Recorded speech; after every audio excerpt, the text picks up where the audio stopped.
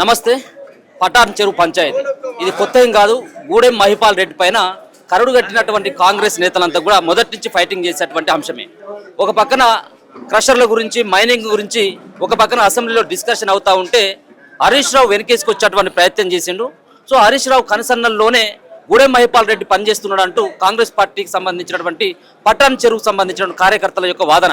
ఇది మొదటిసారి ఏం కాదు. గాంధీ భవన్ చేరింది మీనాక్షి నటరాజన్ కావచ్చు, అలాగే మహేష్ కుమార్ గౌడ్ కావచ్చు. ఇట్లా చెప్పుకుంటూ పోయినట్టయితుంటే అందరి దగ్గరికి గూడెం పంచాయతీ అంతా కూడా కాంగ్రెస్ పార్టీ సంబంధించినటువంటి నమ్ముకున్నటువంటి కార్యకర్తలంతా కూడా అక్కడికి వెళ్ళి మాకు అన్యాయం చేస్తున్నాడు గూడెం మహిపాల్ రెడ్డి అంటూ చాలా సందర్భాల్లో చెప్పడం జరిగింది. అయినప్పటికీ గూడెం మహిపాల్ రెడ్డి పైన కేవలం కనీస చర్యలు కూడా తీసుకోలేదు కాంగ్రెస్ పార్టీ అధిష్టానం. సో ఇప్పటికి కూడా కాంగ్రెస్ పార్టీని నమ్ముకొని ఉన్నటువంటి కార్యకర్తలు కనబడతా ఉన్నారు. గూడెం మహిపాల్ రెడ్డి కాంగ్రెస్ పార్టీకి మోసం చేస్తున్నారని చెప్పేసి ఎన్నిసార్లు ఫిర్యాదు చేసినా కానీ పట్టించుకోకపోగా అవమానించింది అన్నటువంటి తిరిగి కూడా మాట్లాడుతున్నటువంటి సిచ్యువేషన్ కూడా కనబడతా ఉంది. వీళ్ళందరితో ఒకసారి మాట్లాడేటువంటి ప్రయత్నం చేద్దాం. గూడెం మహిపాల్ రెడ్డి అసలు ఏ పార్టీలో ఉన్నాడు? ఇప్పటికీ కూడా కాంగ్రెస్ పార్టీ ఒక పక్కనేమో కాంగ్రెస్ పార్టీ కండువ కప్పుకున్నప్పటికీ అది దేవుడు కండువ అని చెప్పేసి సమర్థించుకున్నటువంటి ప్రయత్నం చేస్తూ ఉన్నారు. బీఆర్ఎస్ పార్టీ సైతం కూడా మొన్న పార్టీ ఫిరాయింపులకు పాల్పడ్డటువంటి 10 మంది ఎమ్మెల్యేలకి ఒక పక్కన కోర్టు నుంచి షోకాజ్ నోటీసులు జారీ చేసినట్టయితుంటే, కోర్టులో కేసు వేసినట్టయితుంటే కేవలం 9 మంది పైన గూడెం మహిపాల్ రెడ్డిని మినహాయించడం జరిగింది. సో మరి బీఆర్ఎస్ పార్టీ సంబంధించిన ఎమ్మెల్యే అని చెప్పేసి వాళ్ళు ఏమైనా భావిస్తూ ఉన్నారు? ఇక్కడ ఉన్నటువంటి కాంగ్రెస్ పార్టీకి సంబంధించిన కార్యకర్తలు, పట్టణ చెరువు సంబంధించినటువంటి కార్యకర్తలతో మాట్లాడేటువంటి ప్రయత్నం చేద్దాం. అన్న, ఏంటిది మీరు ప్రధానంగా ఇలా చూసుకోవచ్చు, కాటా శ్రీనివాస్ గౌడ్ తోటి మీరు అందరూ కూడా పాల్గొనడం జరిగింది. మీ ప్రధానమైనటువంటి డిమాండ్ ఏంటి? మొదటి నుంచి కూడా చాలా అవినీతి పరుడు, కబ్జారాయుడు అని చెప్పేసి మీరు మాట్లాడుతూ ఉన్నప్పటికీ, గాంధీ భవన్ కూడా మీరు వచ్చి కంప్లైంట్ చేసినప్పటికీ కూడా కాంగ్రెస్ పార్టీ అధిష్టానం పట్టించుకోలేదు. సో అయినప్పుడు కూడా కాంగ్రెస్ పార్టీని పట్టుకుని మీరు ఇప్పటి వరకు కూడా ఉండడం జరుగుతూ ఉంది. ఏంటిది గూడెం మహిపాల్ రెడ్డి విషయంలో మీ అధిష్టానం ఏ నిర్ణయం తీసుకుంటే మీకు న్యాయం జరుగుతుందని చెప్పేసి అనుకుంటా ఉన్నారు? మొన్న అసెంబ్లీలో హరీష్ రావు గారు, మాజీ మంత్రివర్యులు, ఏదో చిన్న తప్పు చేసిందంటే 100 రూపాయలు 200 రూపాయలు చిన్నపిల్లగాడు తప్పు చేసిన వాళ్ళకి మాట్లాడిండు. కానీ ఈరోజు చట్టాలు చెప్తున్నాయి, ఈరోజు ఆయన మీద కేసులు చెప్తున్నాయి. 200 పైసలకు 300 కోట్ల రూపాయల ఏదైతే మైనింగ్ కుంభకోణం చేసిండో అందుకే ఆయన తీసుకుపోయి జైలు వేసిండ్రు. తప్పు చేసిన వాళ్ళు జైలు లేకపోతే మన ఇంటికాడ కూర్చొని పెట్టుకుంటారా? అట్లా ఉంటే మళ్ళీ వ్యక్తులని మీరు ప్రోత్సహిస్తుంటే హరీష్ రావు గారు మళ్ళీ తెలంగాణ ఉద్యమకారుడు అని చెప్తున్నారు. ఎన్నడు ఉద్యమం చేసిండ్రు? ఉద్యమంలో ఎన్నడు వచ్చిండు? మేము కాంగ్రెస్ పార్టీలో ఉద్యమం వచ్చినాం. మా ఉద్యమకారుడు మా తమ్ముడు అయితే నువ్వు మీ ఇంట్లో దొరికిపోయి ఏమన్నా మర్యాద ఉంటే మర్యాద చేయి, అంతేగాని ఏం చేయకుండా ఒక 200-300 కోట్ల కుంభకోణాలు చేసినటువంటి ఆ కుటుంబాన్ని మీరు వెనకేసుకొస్తే అది మీకే చెడ్డ పేరు. నిజంగా ఇంతకుముందు మా నాయకుడు చెప్పినట్టు మళ్ళీ మీ మరదలు కవితమ్మ మళ్ళా అన్ని రోజులు జైలు 6 నెలలు జైలుకు పోయిస్తే ఒకసారి కూడా మాట్లాడకపోతేవి మళ్ళీ ఆయన మీద లేని ప్రేమ ఈయన మీద ఎందుకు వచ్చింది? మళ్ళీ ఒకసారి ప్రజలు కూడా ఆలోచన చేయాలని చెప్తాను. ఏమనుకుంటా ఉన్నారు? హరీష్ రావు వాళ్ళని వెనకేసుకు రావడానికి కారణం ఏమని చెప్పేసి అనుకుంటారు? ఏమనేది ఏమున్నది? ఇక్కడ 100 కోట్ల రూపాయల కుంభకోణం చేసిండ్రు. అలా ఈయన కూడా మిలాఖాత్ ఉన్నది, వీళ్ళందరికీ బినామీలు ఉన్నాడు అని చెప్పి అందరూ అనుకుంటారు. ప్రజలు కూడా అనుకుంటారు, ఇక్కడంతా కార్యకర్తలు అనుకుంటారు, పడంచెరు ప్రజలు కూడా అనుకుంటారు. ఏంటంటే మహిపాల్ రెడ్డికి బినామీ, హరీష్ రావుకి బినామీ ఎవరు ఉన్నారంటే అది మహిపాల్ రెడ్డి గారు, ఎమ్మెల్యే గారు. అందులో సమాజం మొత్తం, ప్రపంచం మొత్తం తెలిసిపోయింది. అందుకే అసెంబ్లీ అంటే గుడి, ఒక గర్భగుడిలా ప్రజల గురించి మాట్లాడాలి, డెవలప్మెంట్ గురించి మాట్లాడాలి, సమాజం గురించి మాట్లాడాలి. ఇట్లాంటి వ్యక్తుల గురించి మాట్లాడుతున్నమాట దానికి మతలబ్ ఏమున్నది? ఇప్పుడు తెలంగాణ సమాజం కూడా అదే ఆలోచన చేస్తున్నారు. సో 1000 కోట్ల రూపాయలకు సంబంధించినటువంటి కబ్జాలకు పాల్పడ్డారన్నటువంటి ఆరోపణ మీరే చేస్తూ ఉన్నారు. కేవలం ఒకరోజు కబ్జాలు చేసిందే కాదు, ఈ ఒక 1000 కోట్ల రూపాయలకు సంబంధించినటువంటి దందా కూడా. సో గతంలో 10 సంవత్సరాల పాటు ఇప్పుడున్నటువంటి మీ ప్రభుత్వం ఉంది. సో మరి మీ గవర్నమెంట్లోకి అంటే ముఖ్యంగా రేవంత్ రెడ్డి కనవ కప్పి మీ పార్టీలోకి ఆహ్వానించడం జరిగింది. సో ఒక పక్కన హరీష్ రావుకి ఆ విధమైనటువంటి పాత్ర ఉన్నట్టయితుంటే వాళ్ళ దాంట్లో మహిపాల్ రెడ్డికి సంబంధించినటువంటి దాంట్లో వాటాలు పంచుకున్నటువంటి ఆరోపణలు మీరు చేస్తూ ఉన్నారు. సో రేవంత్ రెడ్డి కండువ కప్పిండు కదా, సో రేవంత్ రెడ్డికి ఏ విధంగా ఆయనకు వాటా ముడితే ఆ కండువ కప్పిండని చెప్పేసి అడుగుతున్నటువంటి వాళ్ళకి ఏం సమాధానం చెప్తారు? నికారసైన ప్రభుత్వం కాబట్టి, ప్రజాప్రభుత్వం కాబట్టి దొంగతనం చేసిండని జైలు వేసింది కాంగ్రెస్ పార్టీ. టీఆర్ఎస్ పార్టీ వేయలే, కాంగ్రెస్ పార్టీ వేసింది. తప్పే నిలదీస్తాం. ఎవరైతే ఉన్నది నిజంగా కాంగ్రెస్ పార్టీకి వచ్చి అభివృద్ధి చేయడంలో మాకు అభివృద్ధి కావాలన్న ఉద్దేశంతో ముఖ్యమంత్రి గారు తనకు వచ్చిండు. మా ముఖ్యమంత్రి గారు నిజంగా ప్రజాపాలన చేసినట్టు ఒక మంచి ముఖ్యమంత్రి. ఆయన వచ్చిండు, స్వీకరించిండు, నీకు దగ్గర ఉంటా, నీ తర పని చేస్తా, నీ ఎంబడి తిరుగుతా, కాంగ్రెస్ పార్టీ ఎంబడి తిరుగుతా, మాకు డెవలప్మెంట్ ఫండ్ చేయాలంటే ముఖ్యమంత్రి గారు స్వాగతించిండ్రు. అందులో ఏం తప్పు ఉన్నది? 119 నియోజకవర్గాలు ఏ ముఖ్యమంత్రి వచ్చినా అందరికీ ఏదైతే ఇస్తాడో అదే విధంగా కూడా మహిపాల్ రెడ్డి గారు కూడా చెప్పిండ్రు. డెవలప్మెంట్ చేసుకున్నారు. ఎక్కడ పోయిందండి 200 కోట్ల రూపాయలు? ఈరోజు మన స్కూల్, ఇంటిగ్రేటెడ్ స్కూల్ ఇవ్వలేదా? ఈరోజు మా జిన్నారం మండలం నల్తూరుకు 200 కోట్లతోని స్కూల్ ఇవ్వలేదా? సిఎస్ఆర్ ఫండ్స్తోని 200 కోట్లతో డెవలప్ చేయలేదా? ఈరోజు గవర్నమెంట్ ఫండ్స్తోని 400 కోట్లతో డెవలప్ చేయలేదా? ఇవన్నీ డెవలప్మెంట్ కావా? నీకు అర్థమవుతలే? రేవంత్ రెడ్డి పైసలు ఇచ్చింది, రేవంత్ రెడ్డి గవర్నమెంట్ పైసలు ఇచ్చింది, నీకు అర్థమవుతలే? ఫండ్స్ తీసుకొచ్చుకోలే, కొబ్బరికాయలు కొట్టలే, ఊర్లలో వచ్చి మా కాంగ్రెస్ పార్టీ కార్యకర్తలను తొక్కి టీఆర్ఎస్ పార్టీ కార్యకర్తలు ఎంబడేసుకొని ఈరోజు కాంగ్రెస్ పార్టీ మొత్తం ముంచేసి 5 మున్సిపాలిటీ గెలిచినామని తొడలు కొట్టుకుంటారు. ఏడు గెలిచినావా? 5 మున్సిపాలిటీలు. ఒకటి గుమ్మడాల గెలిచినావు, ఒకటి ఇంకోటి గెలిచినావు, 3 అవతలతో టైప్ చేసుకొని గెలిచినావు. మనం మొత్తం మన బతుకు మొత్తం అవతలతో టైప్ చేసుకొని బతుకుడైనా ఎనర్జీ చేసినావు నువ్వు. ఎప్పుడైనా కాడా శ్రీనివాస్ గౌడ్ గారిని తొక్కేస్తే ఈ పడంచర్ నియోజకవర్గంలో మొత్తం ఏలొచ్చన్న ఉద్దేశంతో నువ్వు కార్యాచరణ చేస్తున్నావు. కానీ అట్లాంటి జరిగే ప్రసక్తే లేదు. సరే, మంచో చెడో ప్రజలు గమనించిండ్రు. మొన్ననే చిన్న మెజార్టీతో ఓడిపోయినాం. ఖచ్చితంగా వచ్చే ఎలక్షన్లో కాడా శ్రీనివాస్ గౌడ్ గారు భారీ మెజార్టీతో వస్తారు.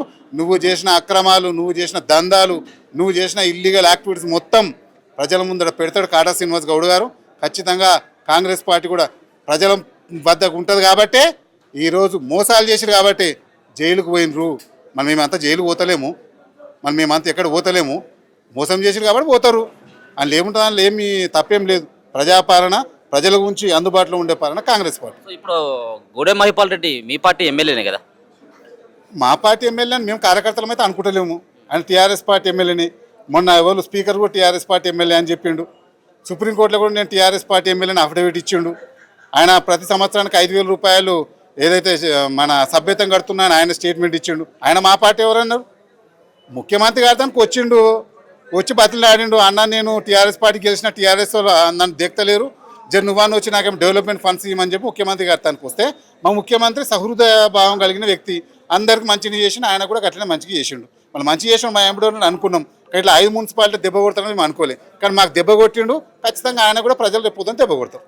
మీరేమని చెప్పదలుచుకున్నారు? గూడెం మహిపాల్ రెడ్డి విషయంలో మీరు అధిష్టానానికి ఏ రకంగా ఫిర్యాదు చేయబోతా ఉన్నారు? ఇప్పటికే పార్టీ నష్టపోయింది. గూడెం మహిపాల్ రెడ్డి వ్యవహార శైలితో కాంగ్రెస్ పార్టీ ఆగమైపోయింది. కార్యకర్తలు నమ్ముకున్నటువంటి కార్యకర్తలు సైతం కూడా వాళ్ళు ఆగమైపోతా ఉన్నారు అని చాలా సందర్భాలు చెప్పారు. ఇప్పుడు ఏ విధంగా కంప్లైంట్ చేస్తే మీరు ఇచ్చినటువంటి కంప్లైంట్ కనీసం అధిష్టానం పట్టించుకున్నటువంటి స్థితిలో ఉందా? గూడెం మహిపాల్ రెడ్డి గారు ఆయన స్వార్థ ప్రయోజనాల కోసమే కాంగ్రెస్ పార్టీ కండువ కప్పుకుండా తప్ప అభివృద్ధి కోసము, డెవలప్మెంట్ కోసమే రాలే.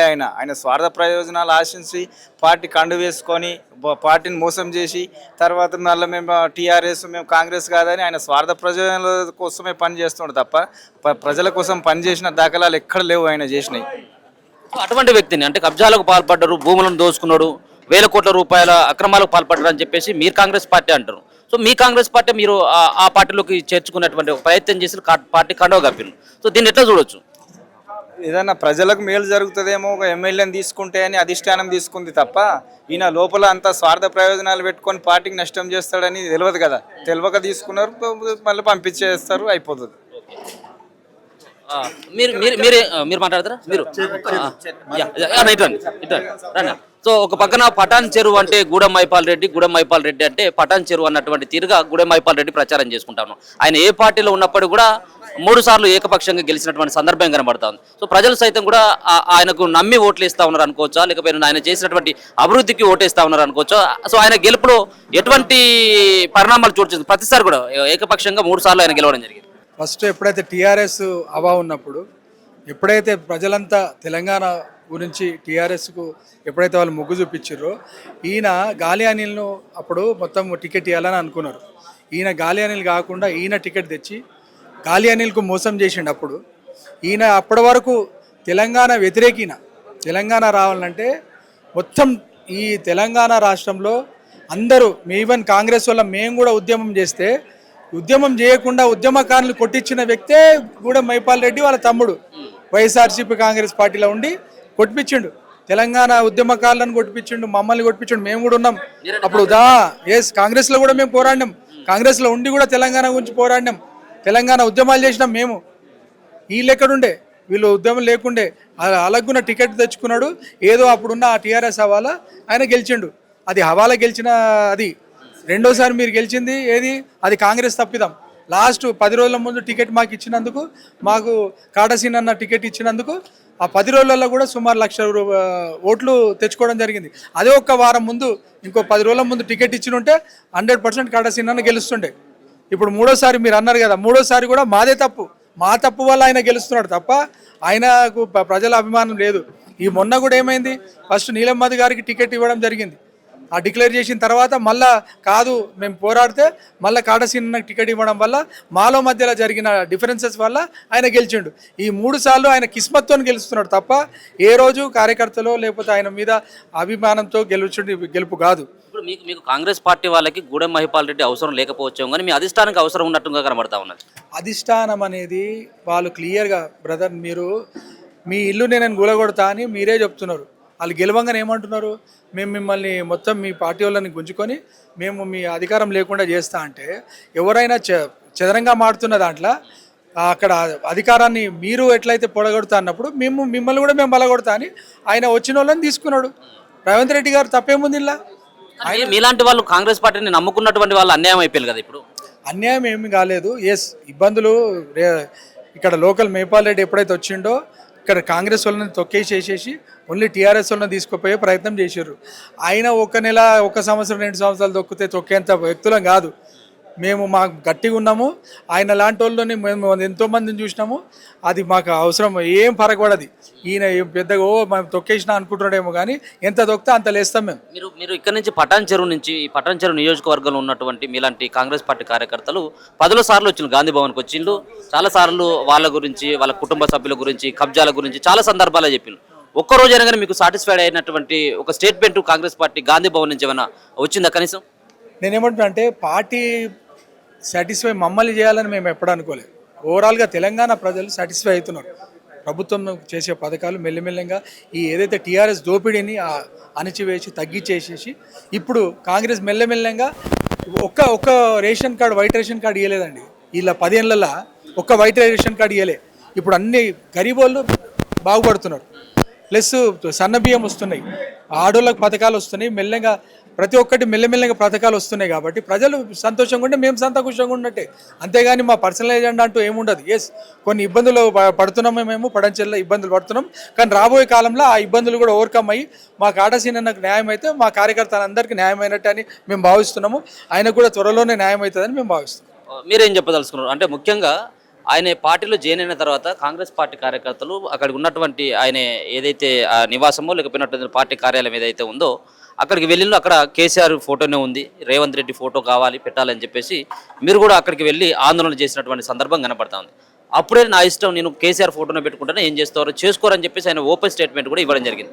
అయినప్పుడు కాంగ్రెస్ పార్టీ అధిష్టానం కనీసం చర్యలు కూడా తీసుకోలేదు, ఒక మాట కూడా అనలేదు. సో ఇప్పుడు కబ్జాలంటూ ఈ రకమైనటువంటి స్టేట్మెంట్లు మీ కాంగ్రెస్ పార్టీ సంబంధించినటువంటి ఇన్ఛార్జ్ అయినటువంటి కాట శ్రీనివాస్ గౌడ్ చెప్పినట్టు అయితే ఉంటే అధిష్టానం చర్యలు తీసుకున్నటువంటి అవకాశం ఏమైనా ఉంటుందని చెప్పేసి ఏమైనా భావిస్తూ ఉన్నారా? ఇక్కడ 100% అధిష్టానం చర్యలు తీసుకుంటుంది. ఎందుకంటే ఇంతకుముందు ఏదో ఆయన అవసరమో డెవలప్మెంట్ కావాలా, ప్రజలు తెలంగాణ ప్రజలు ఇక్కడ పొటెన్షియల్ కాన్సెస్ ఉన్న ప్రజలు డెవలప్మెంట్ కావాలనే ఉద్దేశం మీద ఆయన తీసుకున్నారు. ఇప్పుడు ఆయన గిట్ట కాంగ్రెస్ గిట్ట అనుకూలం లేకుంటే డెవలప్మెంట్ కాదు కదా. ఆయనంతలా ఆయన ఉంటాడు.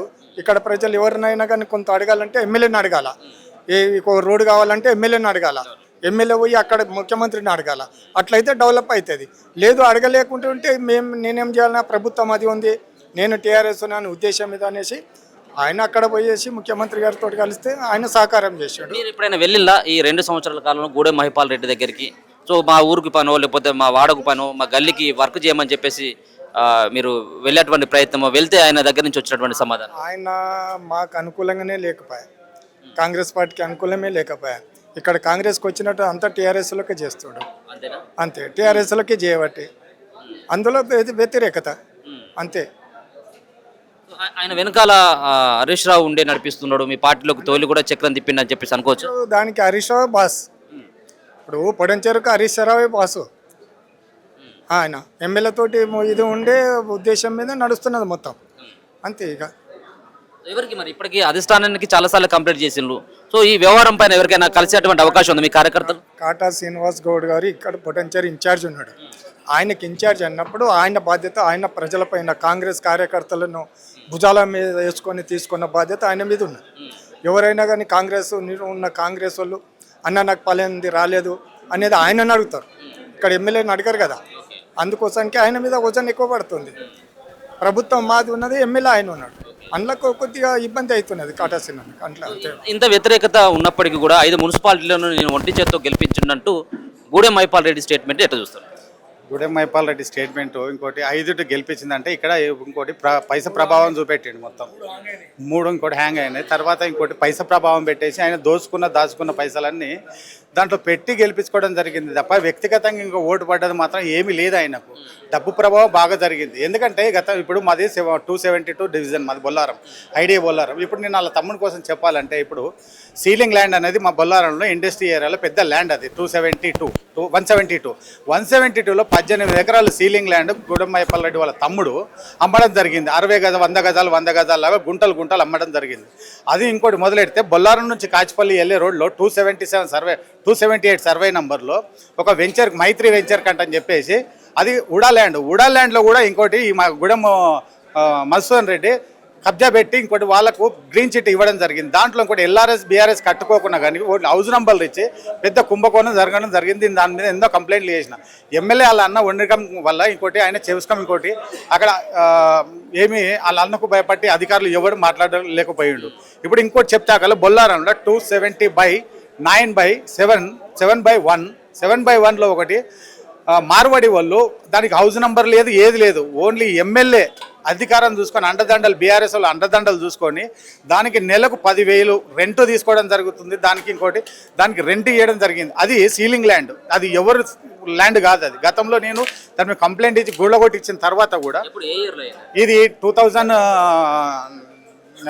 2003లో గుళ్ళగొట్టడం జరిగింది. మళ్ళీ దాన్ని ఇప్పుడు కాంపౌండ్ వాళ్ళు వేసి దాన్ని వేసేచ్చగా ఇంకోటి మైపాల్ రెడ్డి అండదండలతో ఇప్పుడు దాన్ని 10 లక్షలు. ఇన్ని కబ్జాలు చేసినప్పుడు కూడా మీ పార్టీకి ఏం అవసరం వచ్చింది? మైపాల్ రెడ్డి అవసరం. మైపాల్ రెడ్డి అనేది దుర్మార్గుడు ఎందుకు వచ్చిండో తెలియదు, ఎందుకు పోయిండో తెలియదు. ఎందుకంటే కబ్జాలు ఇప్పుడు ఏ పార్టీ రూలింగ్ ఎచ్చగున్న దగ్గర పండుకుంటాడు, పెచ్చగున్న దగ్గర తింటాడు.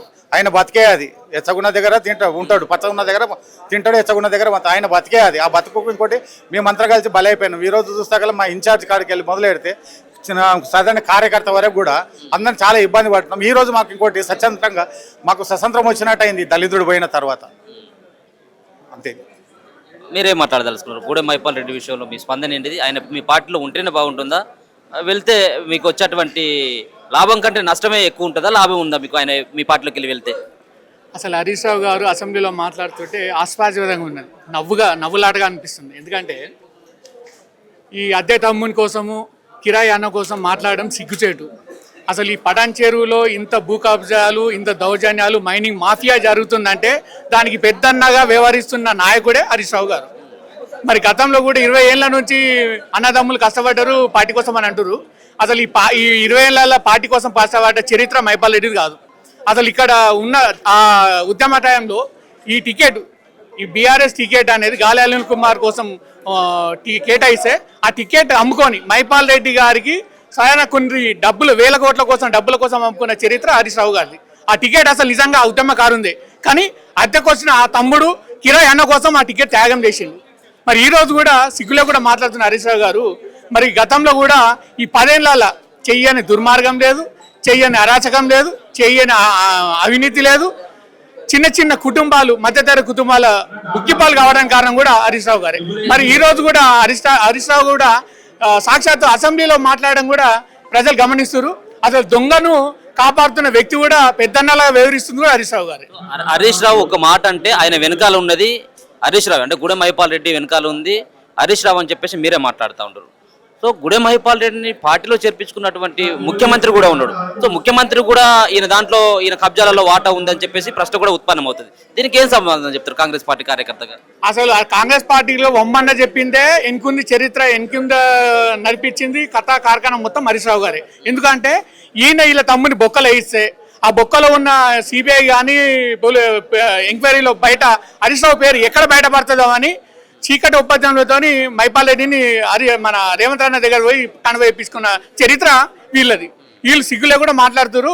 అసలు మా పార్టీ కానీ మాకు ఎలాంటి ప్రాబ్లం లేదు, మాకు ఫుల్ మెజార్టీ ఉన్నది. వాళ్ళు ఉన్నా లేకున్నా కూడా కాంగ్రెస్ పార్టీ 5 ఏళ్ళు, రాబోయే 5 ఏళ్ళు కూడా ఖచ్చితంగా గవర్నమెంట్ ఫామ్ చేస్తారు. కాంగ్రెస్ పార్టీ ఇక్కడ పటాన్ చెరువులో ఆయన జైన్ అయిన తర్వాత కొంత డివైడ్ అయినట్టుగా కనబడట్లేదా? అంటే కొంతమంది అటు, కొంతమంది ఇటు. సో పెద్దన్నగా ఉండాల్సినటువంటి, అంటే ఇక్కడ ఈయన ఉండేది, కాటా సీనన్న ఉండేది. దాని తర్వాత పార్టీలోకి ఆయన జాయిన్ అయిన తర్వాత కొంతమంది ఇటువైపు నుంచి అటువైపు వెళ్ళినటువంటి కార్యకర్తలు లేరా? నిజమైన కార్యకర్త ఇప్పటి వరకు మైపాల్ రెడ్డి గుమ్మం కానీ ఆఫీస్ కానీ వాళ్ళ ఇంటికి పోయిన చరిత్ర లేదు. ఎందుకంటే కష్టపడ్డోని 10 ఏళ్ళు ఎంత కష్టపడ్డామో పార్టీ కోసం ఎంత చేసినామో అనేది మాకు తెలుసు. కానీ పూటకో పార్టీ మారి పూటకో కండువాలు మార్చి ఆంధ్ర పార్టీ వస్తే ఆంధ్ర పార్టీలా ఈడకొస్తే ఈడికొచ్చే చరిత్ర కాదు. దమ్మున్న నాయకుడు కాటా శ్రీనివాస్ గౌడ్. అప్పుడు ఇప్పుడు ఇంకెప్పుడు కూడా పార్టీ అంటే పార్టీకి స్టాండ్ మీద కష్టపడతాడు, పార్టీ ఆదేశిస్తే దేనికైనా సిద్ధంగా ఉంటాడు. అట్లాంటి నాయకుడు కాటా శ్రీనివాస్ గౌడ్. పటాన్చెరులో కాటా శ్రీనివాస్ గౌడ్ వల్లనే కాంగ్రెస్ పార్టీ జెండా ఎగురుతుంది. కాంగ్రెస్ పార్టీకి కార్యకర్త కానీ నాయకులు కానీ డోకా లేకుండా మంచి చెడుకు కాపాడుతున్న నాయకుడు కాటా శ్రీనివాస్ గౌడ్. ఇప్పటికీ 2 సార్లు వరుసగా ఓటమి చెందడం, మీరేమో బలంగా ఉంది కాంగ్రెస్ పార్టీ, కరుడు కట్టినటువంటి కాంగ్రెస్ పార్టీ కార్యకర్తలను వెనుక ఉన్నామని చెప్పేసి, తీరా చూసరికి ఎలక్షన్స్ వచ్చిన తర్వాత ఎందుకు ఫలితాలంతా కూడా తారుమారవుతా ఉన్నాయి? కార్యకర్తలు తప్పిదం లేదన్న, 100% అధిష్టానం తప్పే. గతంలో కూడా టికెట్ కూడా సింగిల్ టికెట్ ఇక్కడ మొన్న 2023లో సింగిల్ టికెట్ కాటా శ్రీనివాస్ గౌడ్ అన్న పేరే ఉంది. కానీ అధిష్టానం తప్పిదంతో ఇద్దరు నాయకుల వల్ల ఇద్దరు మైనస్ అయ్యారు. ఇటు ఈ నాయకుడు ఆ నాయకుడు 2 విధాల లాస్ అయ్యి ఇలా కాంగ్రెస్ పార్టీ పటాన్చెరులో గట్టిగా బలం ఉన్న స్థానంలో కూడా పలసగా అయిపోయింది. ఎందుకంటే లాస్ట్ క్లైమాక్స్లో టికెట్ ఇవ్వడం వల్ల ఒకసారి అక్కడ ఇచ్చి అక్కడికి వెళ్ళి ఇక్కడ చేంజ్ అయ్యటం వల్ల అక్కడ ఆ నాయకులను నమ్ముకున్న నాయకులు కార్యకర్తలు, ఇక్కడ ఈ నాయకులు నమ్ముకున్న కార్యకర్తలు డివైడ్ అయ్యి ఇలా 3000 ఓట్లతోని మనం కూలిపోవాల్సి వచ్చింది. అయినా కూడా కాంగ్రెస్ పార్టీ కార్యకర్తలను ప్రతి క్షణం గుండెలో పెట్టుకొని కంటికి రెప్పలా కాపాడుతున్న నాయకుడు కాటా శ్రీనివాస్ గౌడ్. ఇప్పుడు కాకుండా వచ్చు, ఇంకా రాబోయే రోజుల్లో కూడా మంచి భవిష్యత్తు ఉంది. అన్నకు మంచి భవిష్యత్తు ఉంటే ఆ నాయకుని వల్ల కింద కార్యకర్తలు క్యాడర్ ఖచ్చితంగా న్యాయం జరుగుతుంది.